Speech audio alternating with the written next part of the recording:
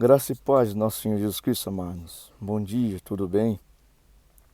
Amados, hoje venho iniciar o 12º vídeo da série The Revelation for the Devolution. Creio ser este o último vídeo desta série, né? Acredito ser. Iremos trabalhar o texto base, Êxodo 13, que irá dialogar com outros textos complementares, né?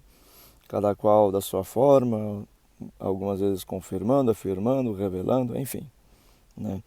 Antes, vamos fazer uma oração.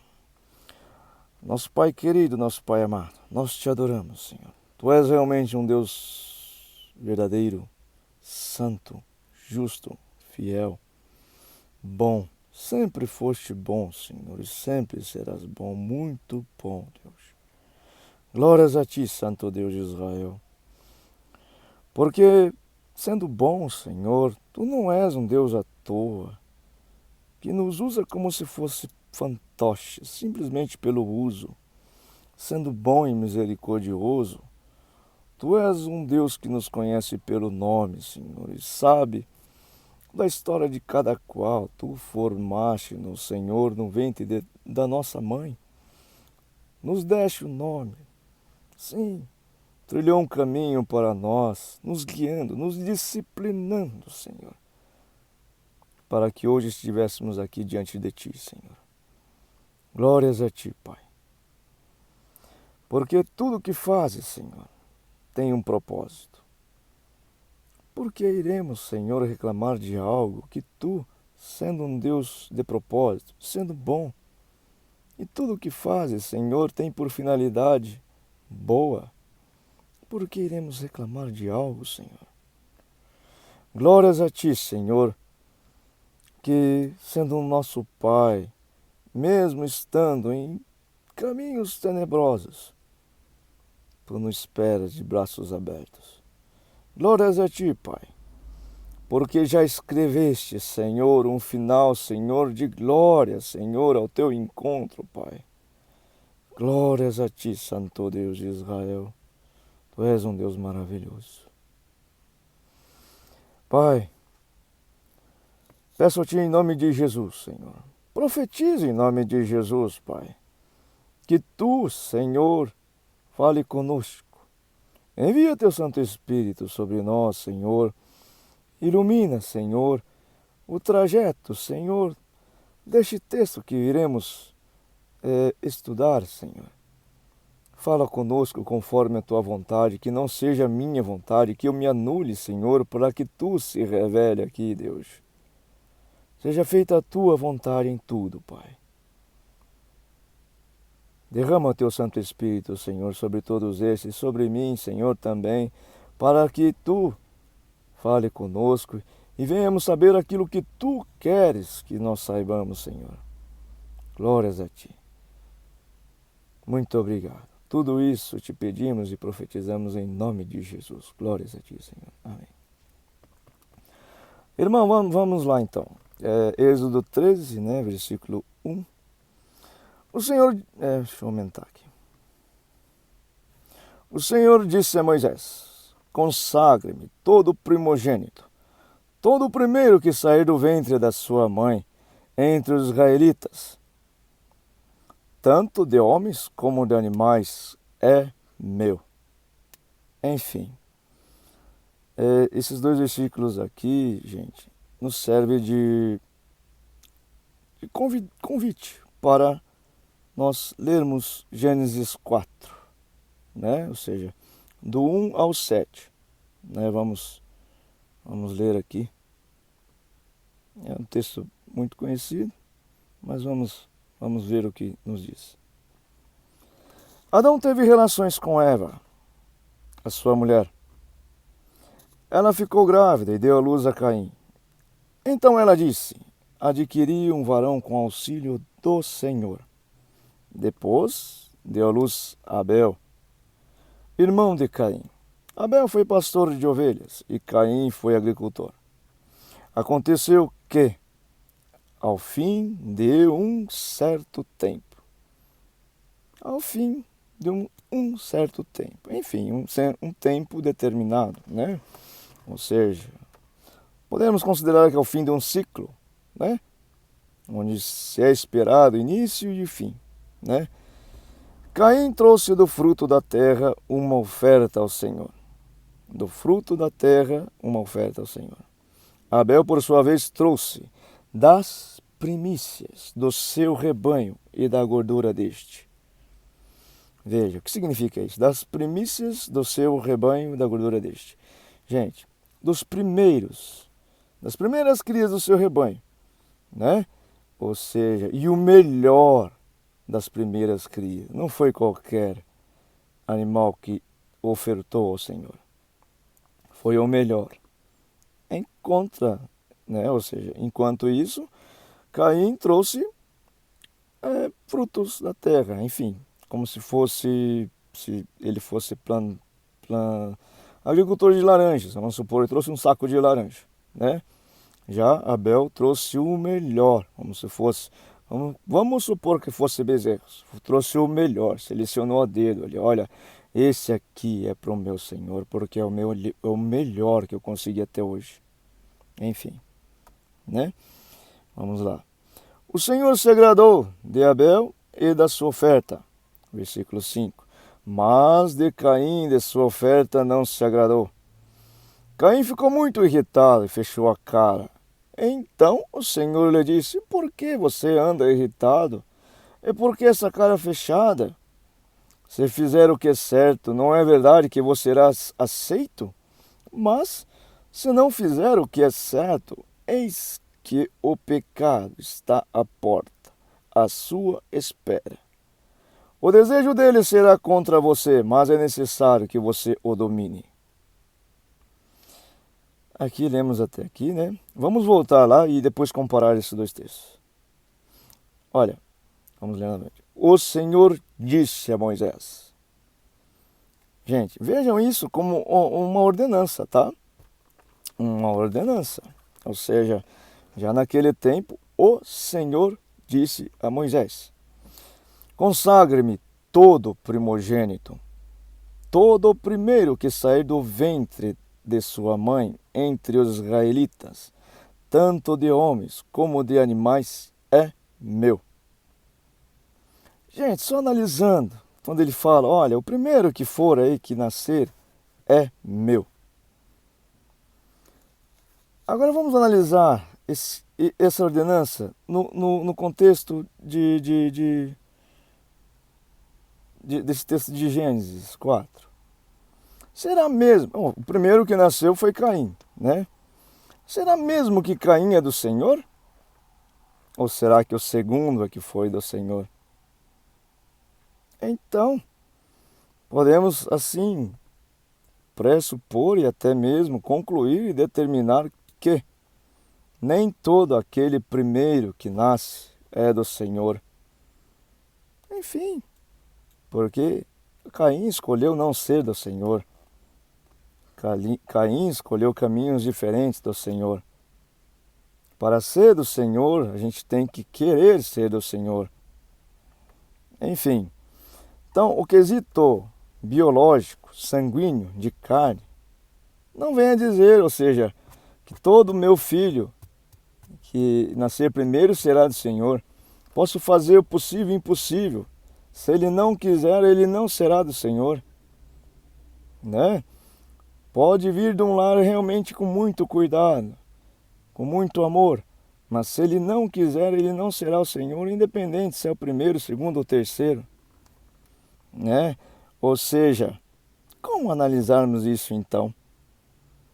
Vejam, qual foi a razão pela qual o Abel foi aceito? Enfim, a sua oferta foi aceita, e sim, ele foi aceito, né? Porque ele trouxe o melhor, o que era de mais valioso para ele. E isso agradou o Senhor. Agora te pergunto, o que significa tudo isso? Quando o Senhor fala que, olha, só voltando aqui, todo o primeiro que sair do ventre da sua mãe entre os israelitas, tanto de homens como de animais, é meu. O que significa isso? Tanto de homens como de animais é meu. gente, podemos vincular sim, né? Essa oferta aqui de Abel, sendo a oferta de animais, e também sendo um homem, Abel é do Senhor, porque eu posso resumir isso, gente, que Abel tinha o coração destinado ao Senhor.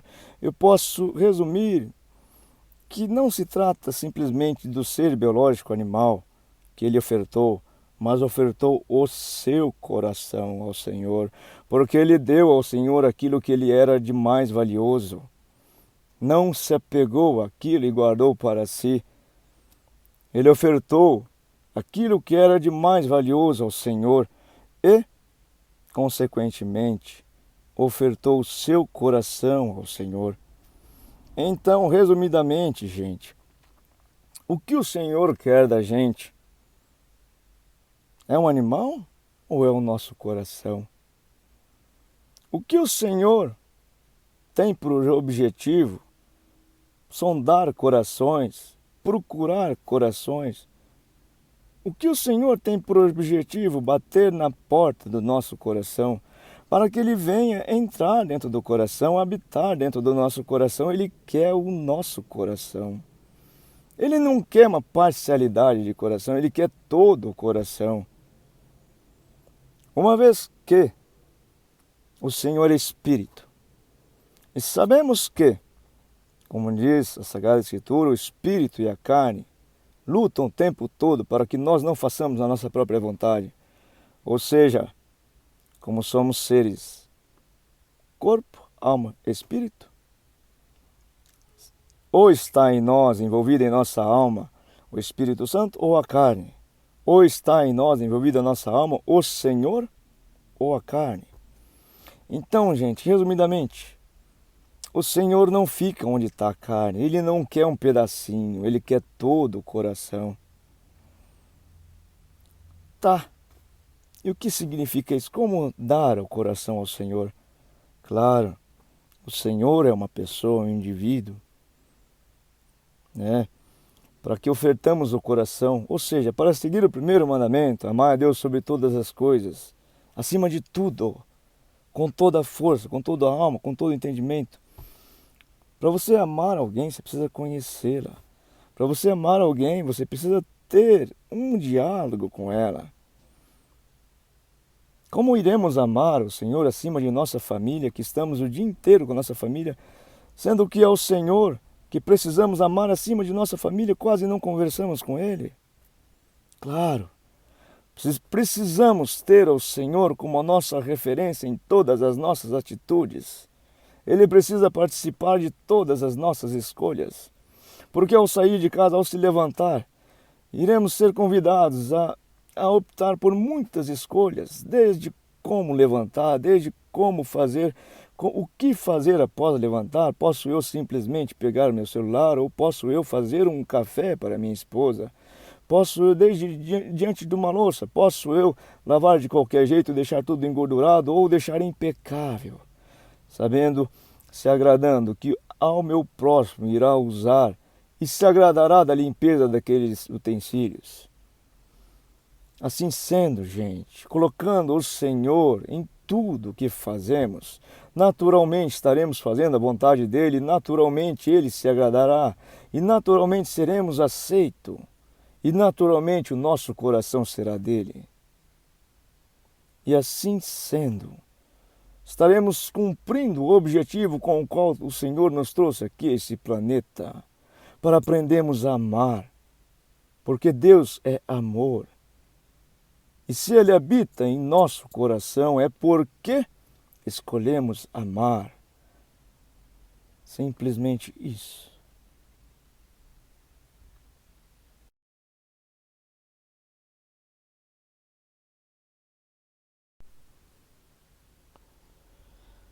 Êxodo 13, versículo 3. Moisés disse ao povo: lembre-se desse dia, o dia que vocês saíram do Egito, da casa da servidão, pois com mão forte o Senhor os tirou de lá. Portanto, não comam pão feito com fermento. Sabe, gente, esse quesito pão feito com fermento. Sabemos que fermento, como já havíamos falado anteriormente, fermento é semente do mal, né? Ou seja, o fermento revela toda a massa. Quando se diz que a maldade se espalha, o amor de quase todos se esfria, também é devido a essa semente do mal que se espalha, né? Então, realmente, quando se diz não coma pão feito com fermento, não faça a vontade do mal, né? Ou seja, quando se diz que, quando Cristo fala aos seus discípulos, o meu alimento é fazer a vontade do meu Pai.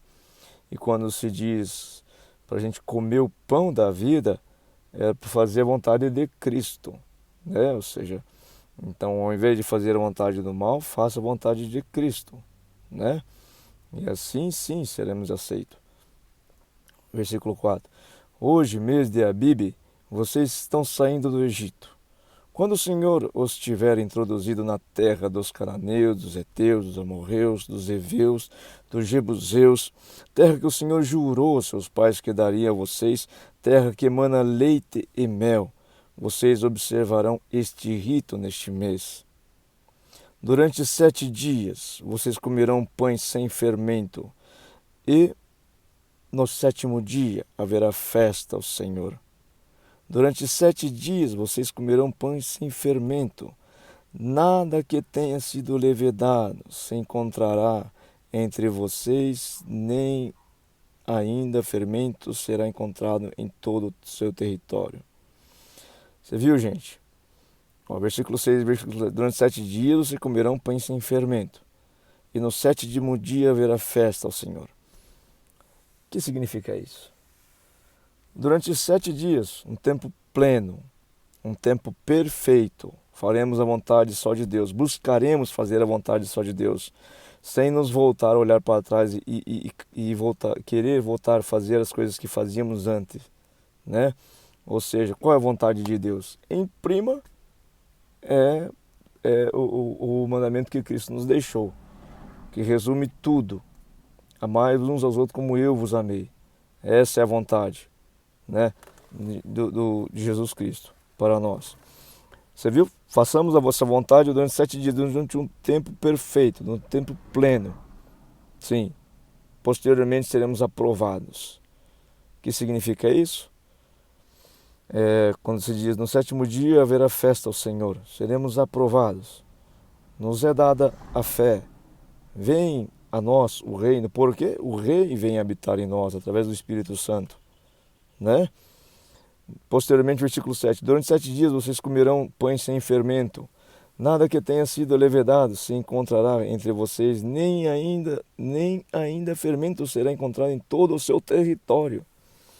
Veja, ele é mais enfativo ainda. Posteriormente, essa festa, durante 7 dias se comeram, ou seja, nunca mais vocês querão saber de pecado. Por quê? Olha, nada que tenha sido levedado se encontrará entre vocês, nem ainda fermento será encontrado no território, em todo o seu território. Por quê? Vocês vão querer, uma vez que o rei vem morar em nós, vocês vão querer nunca mais ter contato com o fermento. Entende? Porque já não é mais eu que vivo, é Cristo que vive em mim.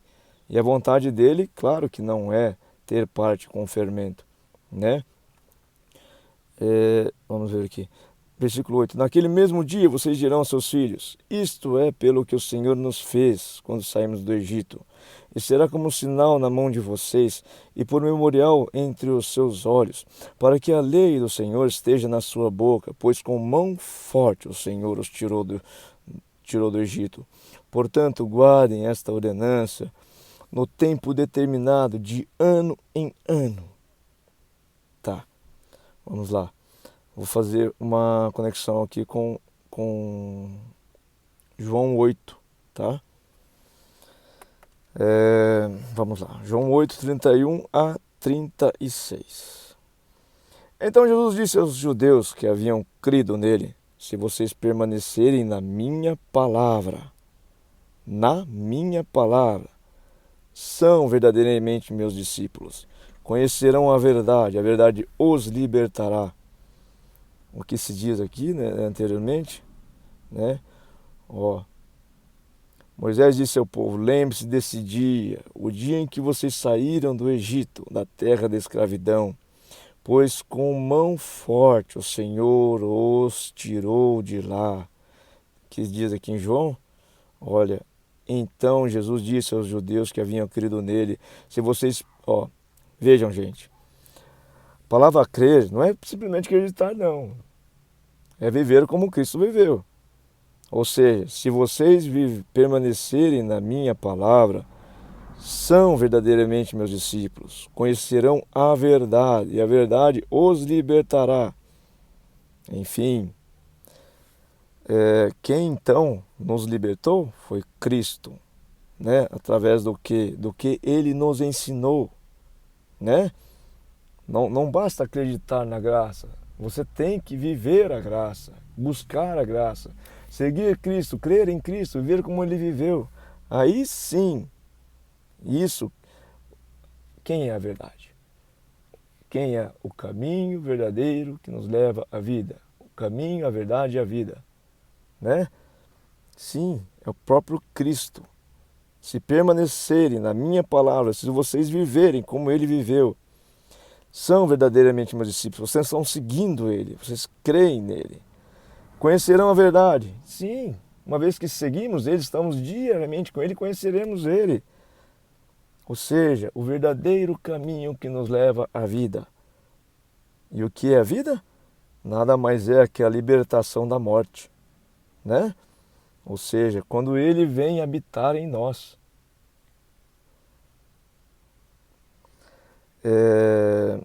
Versículo 33, eles responderam: somos descendência de Abraão e jamais fomos escravos de ninguém.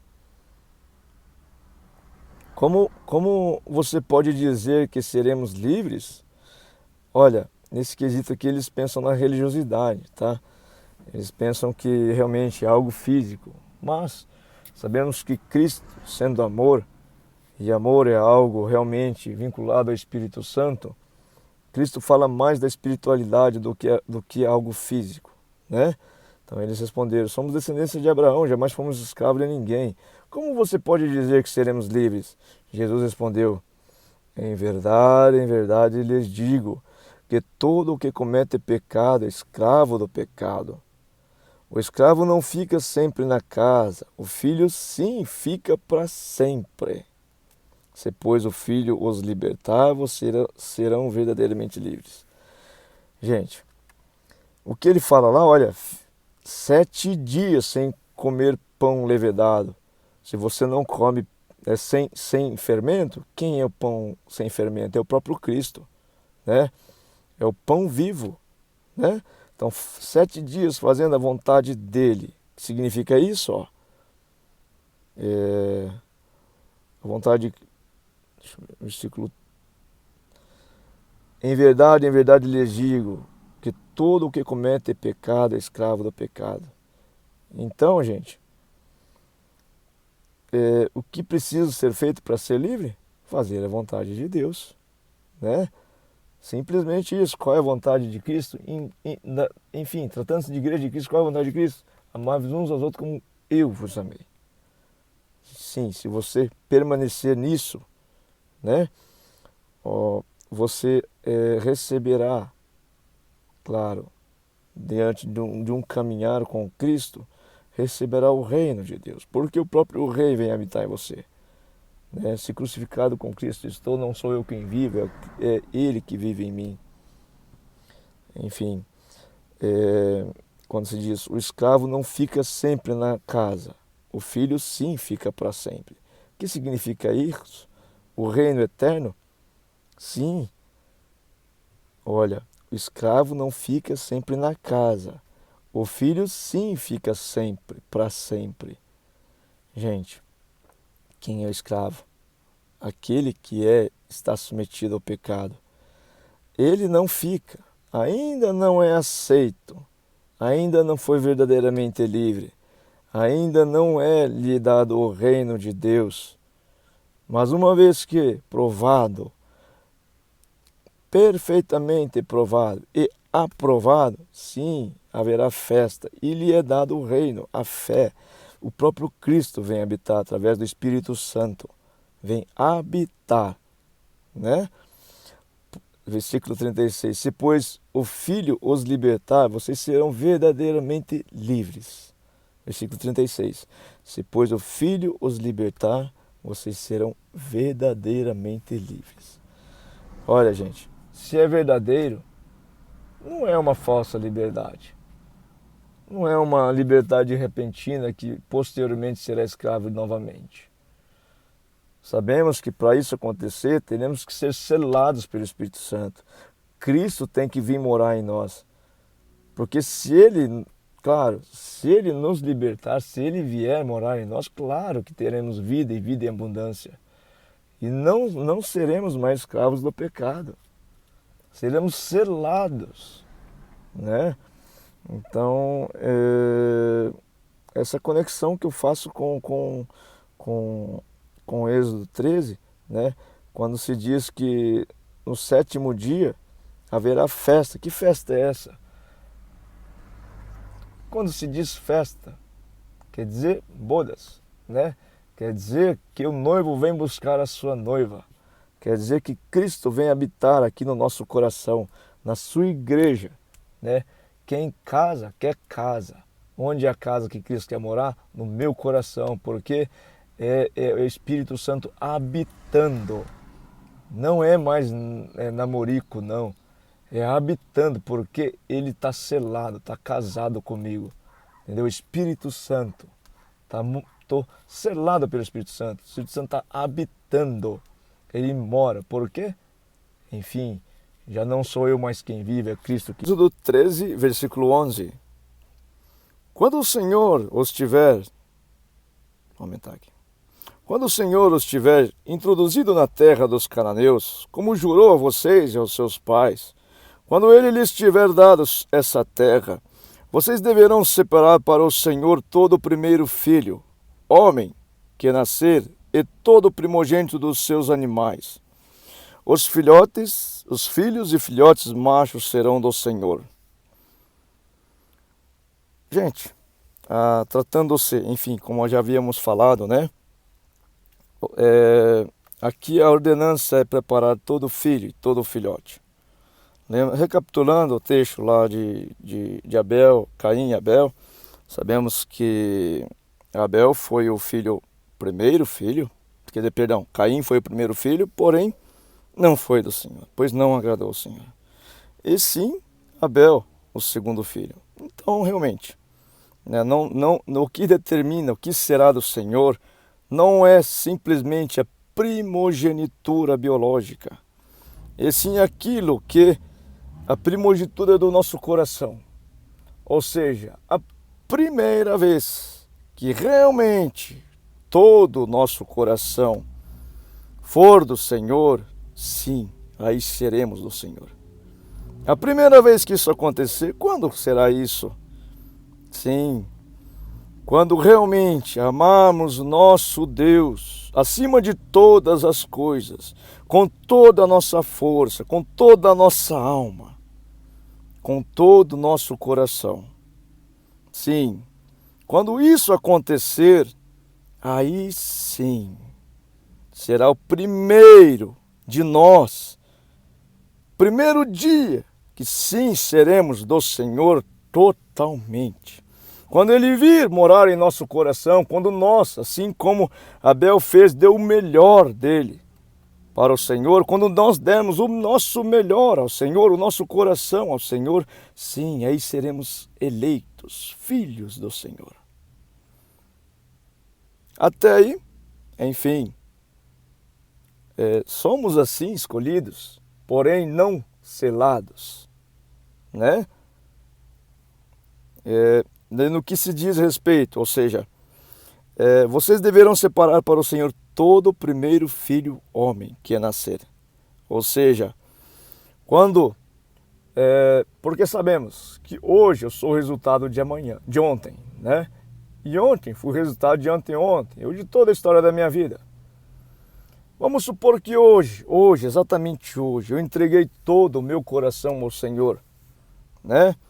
Então, eu sou filho primeiro filho meu de toda a minha história, o primeiro fruto meu de toda a minha história, em que hoje sou filho do Senhor, hoje sou filho selado do Senhor, e não mais serei bastardo. Enfim, e não mais serei, ou seja, rebelde, né? Hoje sou sim um filho selado do Senhor. Hoje eu tenho o selo do Espírito Santo, né? E enfim, os filhos e filhotes machos serão do Senhor. Os filhos, quem é filhotes machos? O que Abel entregou ao Senhor? A primogenitura do rebanho dele, a parte gorda da primogenitura, ou seja, a melhor parte, ou seja, quando eu faço essa relação com o nosso coração, o que realmente temos de mais precioso e o que realmente Deus quer de nós, o nosso coração. Quando entregarmos o nosso coração, é como se fosse Abel entregando os filhotes machos. Enfim, a partir desse dia, sim, seremos do Senhor, seremos filhos do Senhor. Porém, todo o primogênito da jumenta, vocês poderão resgatar como um cordeiro. Se não o resgatarem, deverá ser desnucado. Mas vocês resgatarão todo o primogênito do homem entre os seus filhos. O que significa isso? Porém, todo o primogênito da jumenta. O que significa jumenta? Tem a ver com, ou seja, rebeldia, né? Ou seja, tem a ver com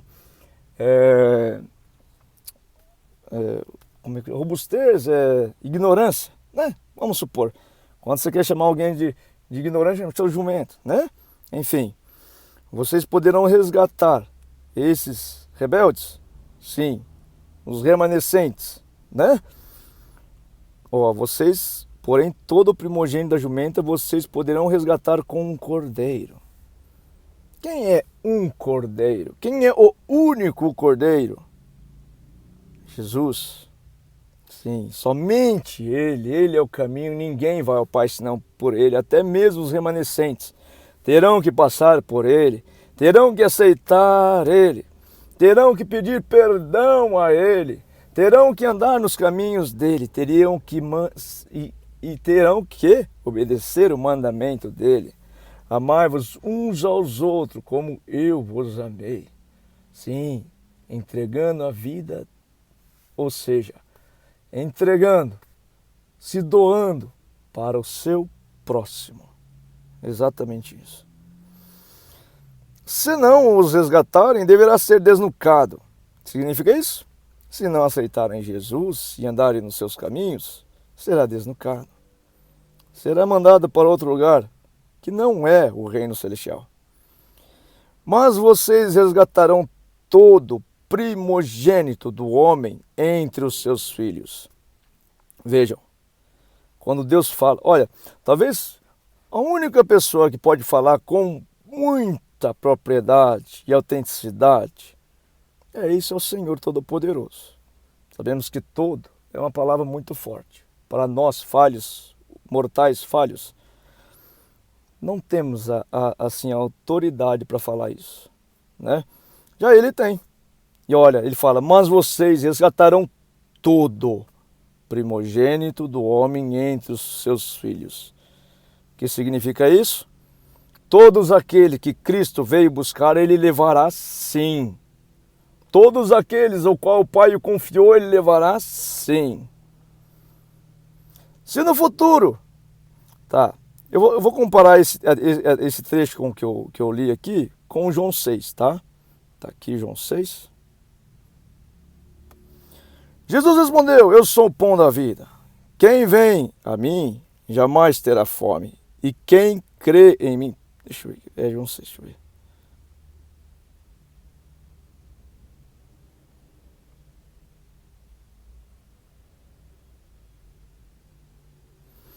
João 6, perdão, gente.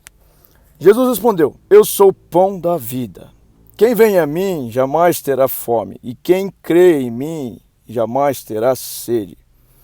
Porém, eu já disse a vocês que vocês não creem, embora estejam vendo. Ele está falando para os hipócritas, né? Todo aquele que o Pai me dá, esse virá a mim. E o que vem a mim, de modo nenhum lançarei fora. Vocês viram o que está escrito aqui? Todo aquele que o Pai me dá, esse virá a mim. Sabe quem está falando isso? O próprio Deus. Eu que vem a mim, de modo nenhum o lançarei fora. Porque eu desci do céu, não para fazer a minha própria vontade, mas a vontade daquele que me enviou.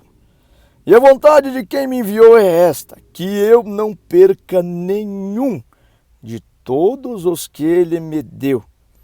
Pelo contrário, eu ressuscitarei no último dia. Que dia é esse? Qual é o nosso último dia? O 7º dia? É o dia em que entraremos na glória. É o dia que virá o reino do céu. É o dia que eu for eleito filho de Deus selado.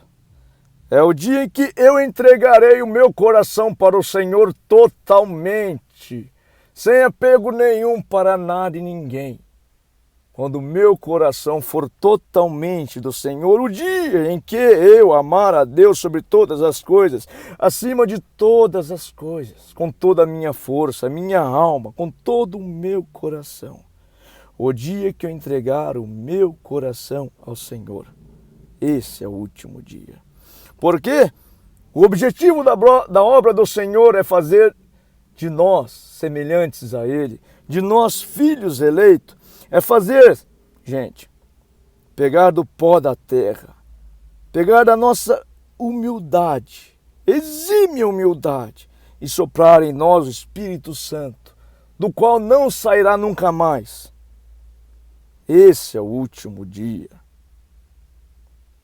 Do Rei da Glória vai entrar em nossa vida para não sair mais. Esse é o último dia em que o Senhor dos Exércitos vai entrar na nossa vida para dela não sair mais.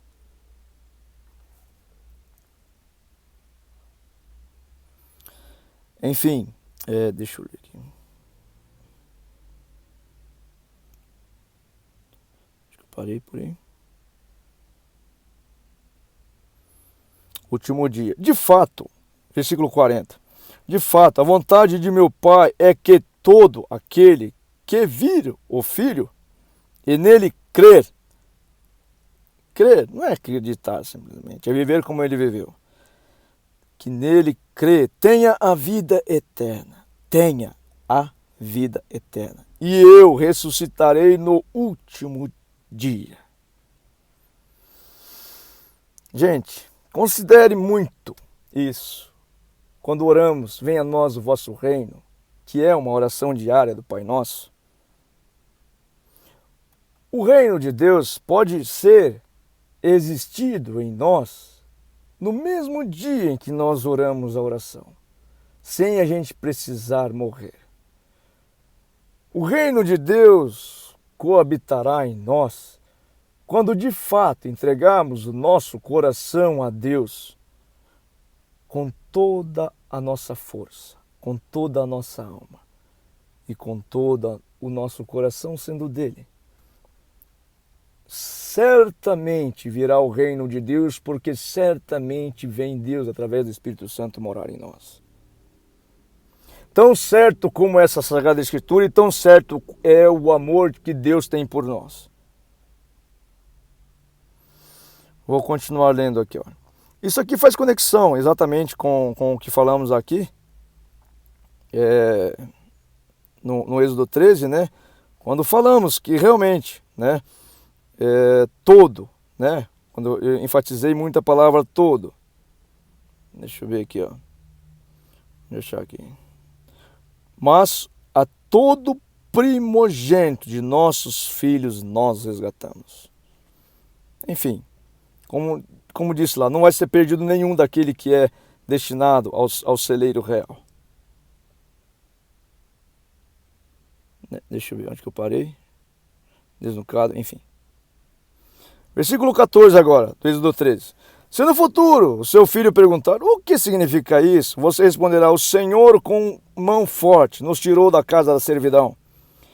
Pois aconteceu que, endurecendo-se Faraó para não nos deixar sair, o Senhor matou todos os primogênitos na terra do Egito. Preste bem atenção. Primogênitos da terra do Egito foram mortos pelo Senhor. Primogênitos da terra do Egito são a linhagem do Faraó, são a linhagem da terra do Faraó, são a linhagem do mal. Ele matou todos. Preste bem atenção. Pois aconteceu que, endurecendo-se Faraó, para não nos deixar sair, o Senhor matou todos os primogênitos da terra do Egito. Como é que é? Exatamente isso. Aquele que tem autoridade sobre tudo e todos, inclusive sobre o mal, ele extirpa o mal da face da nossa terra, do nosso coração. Aquele que tem poder e autoridade sobre tudo e todos, inclusive sobre o que é mal, ele simplesmente fala assim, opa, deixa eu ver aqui. Mal, sai do coração dele e mal, você obedece agora. E mal, você nunca mais vai entrar no coração dele, tá bom? E o mal fala, tá bom, Senhor, eu te obedeço, porque o Senhor tem toda a autoridade sobre tudo e todos. E eu tenho que te obedecer. E simplesmente o mal sai do coração. Simples assim. Deixa eu ver aqui. Tá. Perdão, gente, pela confusão aqui. Mas agora vamos lá. Pois aconteceu que, endurecendo-se Faraó, para não nos deixar sair, o Senhor matou todos os primogênitos na terra do Egito, desde o primogênito do homem até o primogênito dos animais. Por isso, olha, na terra do Egito, desde o primogênito do homem até o primogênito dos animais. Por isso, sacrificamos ao Senhor todo o primeiro filhote macho. Quem foi o primeiro filhote macho? Mas a todo primogênito de nossos filhos nós resgatamos. Quem é que precisou morrer? Qual primeiro cordeiro precisou morrer para que todo primogênito de nossos filhos fôssemos resgatados? Exatamente, Senhor Jesus Cristo. E isto será como sinal nas suas mãos e por frontais entre os seus olhos, porque o Senhor com mão forte nos tirou do Egito. Gente, sinal nas mãos e por frontais, sinal nas mãos e na testa, entre os seus olhos, ou seja, o que os seguidores de Cristo devem levar em suas mãos, sinal de Cristo, e o sinal na testa. O que significa isso? Na testa, testemunho. Deve sim de falar a respeito do que falou Jesus Cristo. Sinal nas mãos, as obras. As obras daqueles que seguem Cristo, dos crentes, devem acompanhar as mesmas obras que Cristo fez, devem acompanhar estes que seguem a Cristo. Vocês sabem muito bem que Cristo veio fazer aqui e falar. Né? Então, se temos sinais na mão e na testa, não é físico não, tá? Estou falando espiritualmente. Se damos testemunho do Senhor e fazemos a obra dele, temos os sinais na testa e na mão. Se não damos testemunho do Senhor e não fazemos a obra que ele faz, não somos seguidores dele. Somos seguidores de quem então? Se há só duas personalidades, o bem e o mal? Exatamente. Assim, se damos testemunho do que é mal, pois não damos testemunho do Senhor, e se fazemos a obra do mal, pois não fazemos a obra do Senhor, sim, temos os sinais da testa e da mão do mal. Claro, exatamente isso. Se damos testemunho do mal, temos sinais na testa do mal. Se fazemos a obra do mal, temos os sinais na mão, pois fazemos a obra do mal. Vou ler Gálatas, Gálatas 2, de 15 a 21. Nós, judeus, por natureza, e não pecadores dentre os gentios, sabendo, contudo, que o homem não é justificado por obras da lei, e sim mediante a fé em Jesus Cristo, também temos crido em Jesus Cristo, para que fôssemos justificados pela fé em Cristo, e não por obras da lei. Pois por obras da lei ninguém será justificado, mas se nós, procurando ser justificados em Cristo, fomos também achados pecadores, será que isso significa que Cristo é ministro do pecado? De modo nenhum, porque se volto a edificar aquilo que destruí, a mim mesmo continuo transgressor, porque eu, mediante a própria lei, morri para a lei, a fim de viver para Deus.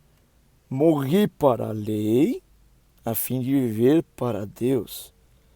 Se morreu o velho homem, nasceu um novo homem. Se eu entreguei o meu coração para o Senhor, eu sou um novo homem.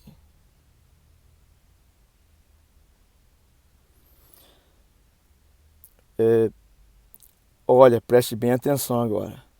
Estou crucificado com Cristo. Logo, já não sou eu quem vive, mas Cristo vive em mim. E esse viver que agora tenho na carne, vivo pela fé no Filho de Deus, que me amou e se entregou por mim. Não anulo a graça de Deus, pois se a justiça é mediante a lei, segue-se que Cristo morreu em vão. Eu vou enfatizar esse versículo aqui, ó. Logo, quer dizer, estou crucificado com Cristo. Estou crucificado com Cristo. Se eu sigo Cristo, gente, óbvio que eu vou passar pelo sacrifício daquela cruz. Claro, sabemos que só Ele conseguiu e conseguirá sempre suportar aquilo que Ele passou. Cada qual tem a sua cruz. E Ele sabe exatamente a cada cruz consigamos carregar.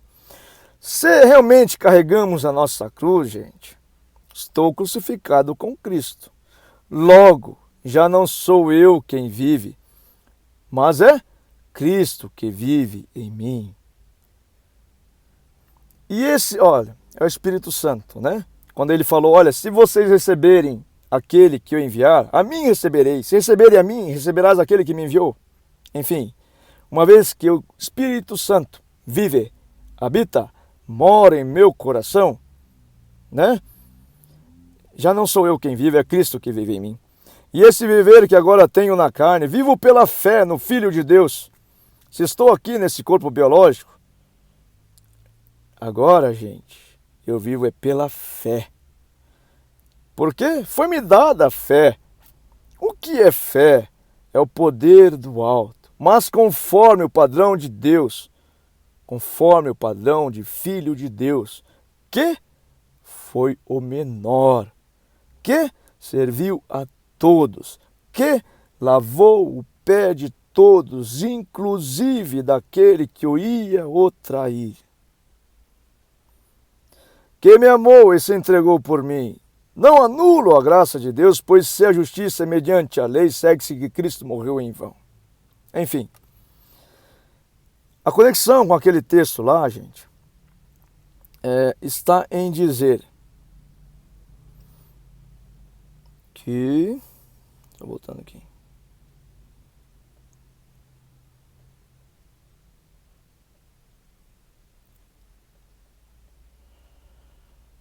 Deixa eu ver.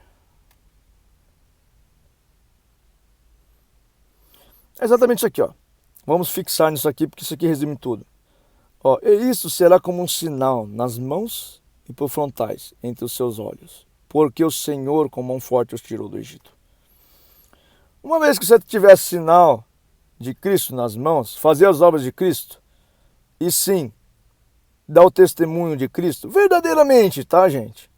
Dar o testemunho de Cristo, tiver o sinal de Cristo na testa, Esse é o sinal de que você é um selado pelo Espírito Santo. E Cristo nunca mais sairá de você, porque o Espírito Santo habita em você e você é um selado. E é exatamente isso.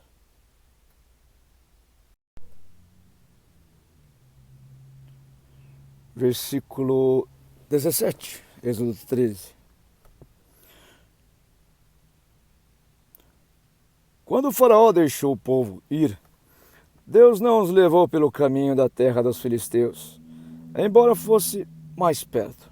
Pois disse, para não acontecer que, vendo a guerra, o povo se arrependa e queira voltar para o Egito. Porém Deus fez o povo rodear pelo caminho do deserto, perto do Mar Vermelho.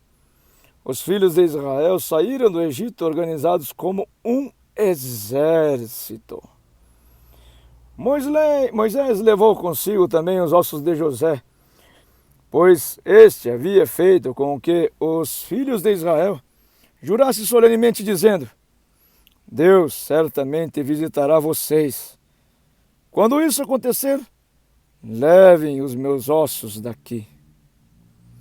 Os israelitas partiram de Sucote e acamparam em Etã, à entrada do deserto. O Senhor ia diante deles, durante o dia, numa coluna de nuvem, para os guiar pelo caminho. Durante a noite, numa coluna de fogo, para os iluminar, a fim de que caminhassem dia e de noite. A coluna de nuvem nunca se afastou do povo durante o dia, nem a coluna de fogo durante a noite. Gente, vamos comparar aqui. Reservei um texto, João 16. Eis que vem a hora, e já chegou, em que vocês serão dispersos,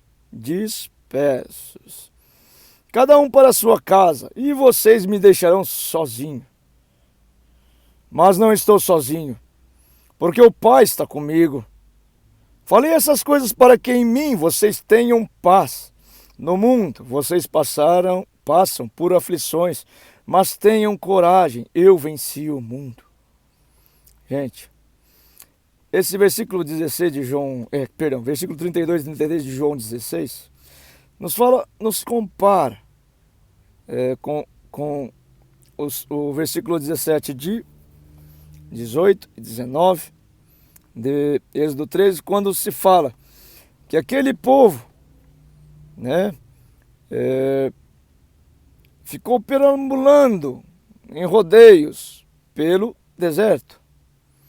Aqui em João fala que o povo ficou disperso, cada um para a sua casa. Ou seja, e vocês me deixarão sozinhos. E também fala, mas não estou sozinho porque o meu Pai está comigo. E também fala, falei estas coisas para que vocês tenham paz em mim. No mundo vocês passam por aflições, mas tenham coragem, eu venci o mundo.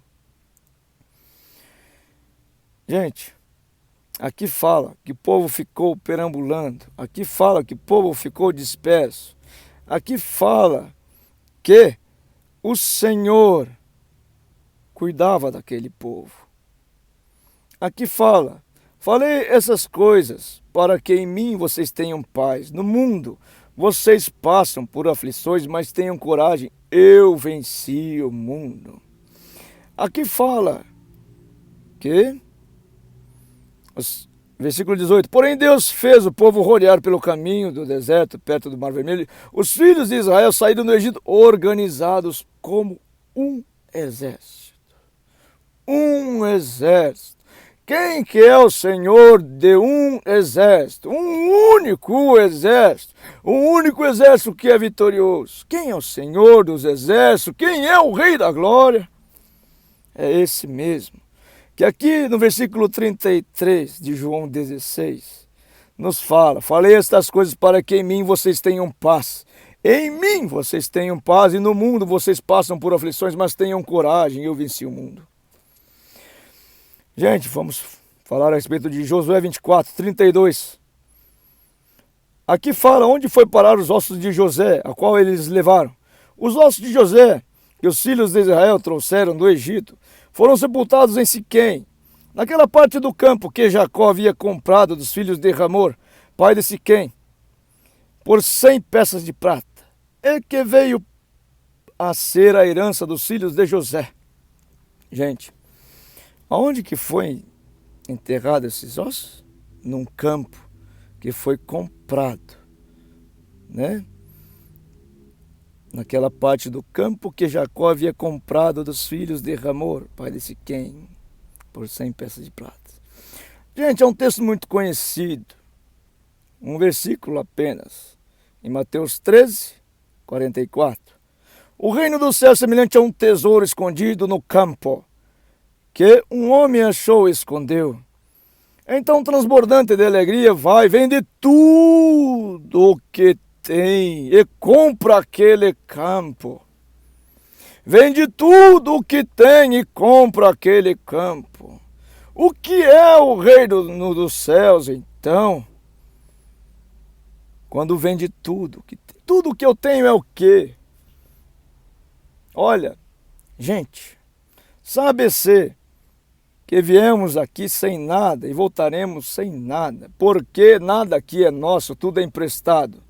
A única coisa que eu posso dizer que talvez seja minha de verdade é a minha vida. Tá? Vende tudo o que tem e compra aquele campo. Onde está o tesouro? Tá, agora, Bruno, por que você está falando isso? O que tem a ver com o texto? Enfim, só vinculei, enfim, aqui falou-se dos ossos de José e depois vinculei. Realmente, os ossos de José foi enterrado num campo que foi comprado. E aqui o cara comprou o campo, vendeu tudo o que tinha. Ó, quando se fala por 100 peças de prata, quando podemos fazer analogia com 100%, tá? 100% é a totalidade. Vende tudo o que tem e compra aquele campo para ficar com o tesouro. Esse é o reino dos céus. Quando eu dou o meu coração totalmente para o Senhor, é o reino dos céus. Tá, agora vamos fazer a comparação.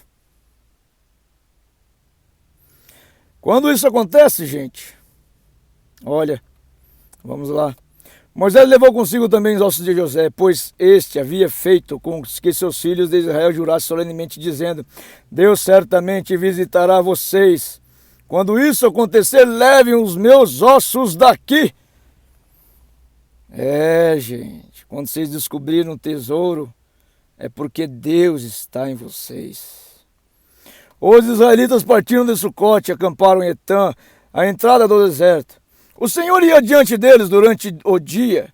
Olha só o que é. O que é o reino dos céus? O Senhor ia adiante deles durante o dia, numa coluna de fogo, de nuvem, para os guiar pelo caminho. Durante a noite, numa coluna de fogo, para os iluminar, a fim de que caminhasse de dia e de noite. A coluna de nuvem nunca se afastou do povo durante o dia, nem a coluna de fogo durante a noite. É a presença de Deus o tempo todo, cuidando de nós, nos cercando. O reino dos céus, a nosso favor. Isso é o reino dos céus, é quando a gente encontra um tesouro no campo. É quando a gente vê que a coisa mais importante que existe, quando se diz em Eclesiastes que tudo é vaidade, e o que é mais importante é doar o coração para o Senhor, ter o Senhor em sua vida. Simplesmente isso. Isso é o reino dos céus. Que venha o reino dos céus. E aqui eu finalizo o The Revelation for the Evolution 12 e vou fazer uma oração. Nosso Pai querido, nosso Pai amado, nós te adoramos, Senhor. Tu és verdadeiramente um Deus vivo, presente, um Pai presente, que nos cerca de cuidados o tempo todo, uma vida toda, nos trilhando, Senhor, para encontrar este tesouro, o teu reino. Para que um dia, Senhor, tu venhas habitar em nosso coração e tu e nós seremos um. Sim, e tu e nós coabitaremos, e tu e nós, Senhor, estaremos juntos o tempo todo, de dia e de noite. Glórias a Ti, Pai, porque queres fazer de nós a Tua imagem e semelhança, queres soprar na nossa humildade o Teu Santo Espírito e nos fazer homens de verdade, não de mentirinha, não a falsas, mas de verdade, Senhor, quer que nós tenhamos domínio sobre tudo, quer que nós, Senhor, tenhamos a Tua glória, quer que nós, Senhor, administremos a Tua autoridade, Senhor. Glórias a Ti, ó Deus bondoso, Deus misericordioso, que tem esperanças em nós, que um dia fomos como ossos ressequidos. Glórias a Ti, Pai. Nós Te adoramos em verdade, Espírito, porque realmente Tu és um Deus maravilhoso. És um Deus bom, tudo o que fazes é bom. Tua vontade é boa, perfeita, agradável. Teus pensamentos são de paz, não de guerra, ó Deus. Glórias a Ti, Santo Deus. Nós Te adoramos, Pai.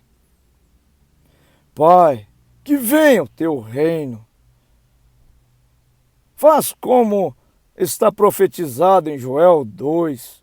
Derrama abundantemente o Teu Santo Espírito sobre esse planeta e reaviva os ossos ressequidos, e como um poderoso exército, Senhor, Teu exército, lutarão pelo Teu reino, para a Tua glória, Senhor, para a Tua glória e majestade, Pai. Nós Te adoramos em verdade, Espírito.